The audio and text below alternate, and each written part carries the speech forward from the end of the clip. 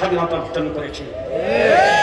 Mister Modi সাহেব, বিজয় দিবসে আপনি বক্তব্য দিয়েছেন, দেশটা আপনাদের জন্য, আপনারা স্বাধীন করেছেন, আপনাদের বিজয়। পরিষ্কার ভাষায় বলতে চাই, আপনারা একত্রে আমাদেরকে সহযোগিতা করেছেন। আমরা 54 বছর পর্যন্ত আপনাদেরকে ধন্যবাদের পরে ধন্যবাদ জানিয়ে আসতেছি, আরো ধন্যবাদ সামনে জানাবো। তবে এই কথাটা আমাদেরকে স্মরণ করে দিন না।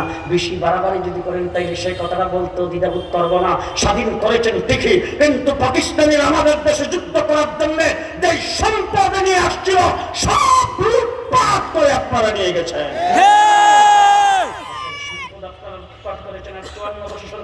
আমাদেরকে পানি দিয়ে মারছেন, আমাদেরকে বাড়াবাড়ি কম করেন না। আমাদের দেশের দিকে সবসময় লাল চক্ষু দিয়ে তাকিয়েছেন, দেশের ভারতা বাজাইছেন। গত 17 বছর পর্যন্ত শেখ হাসিনার নাস্তিকতাবাদ আর ধর্মনিরপেক্ষতাবাদের সরকারকে দিনের বুট রাতে আপনারা করায় তাদেরকে ক্ষমতায় রেখেছেন। সুতরাং মিস্টার মোদি সাহেব, বাংলাদেশকে নিয়ে বাড়াবাড়ি করবেন না।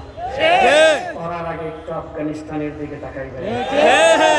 আমেরিকার মতো বিশাল পরাশক্তিকে লাঠি ডান্ডা দিয়ে আফগানিস্তান যেইভাবে বিদায় করে দিয়েছে, বাংলাদেশের দিকে চোখ রাঙ্গাইয়া তাকাইতে সাবধান।